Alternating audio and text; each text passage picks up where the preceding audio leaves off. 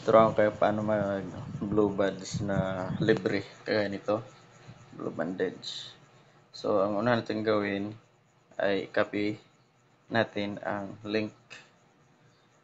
Tapos dapat may valid ID na tayo na pinicturan. Tapos punta tayo sa profile dashboard.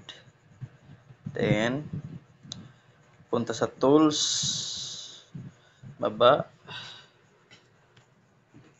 Pagkatapos baba ang support sa baba. Tapos create support. Tapos manage account. Then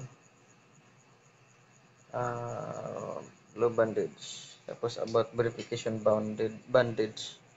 So hanapin ang how pages profiles are verified. Tapos baba pa kasi sa mga Instagram dyan sa baba, sa taas, ito naman sa baba i-fill out form. Yan, fill out form. Tapos hanapin ang page. Then national identification, fill a form, tapos create.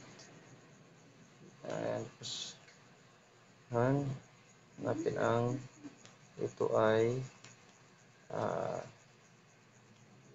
ito ang aking yan, ID na national ID. Yan. Tapos lang country. Yan. Okay na.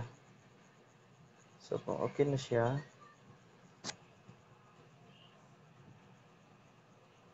ayaw to.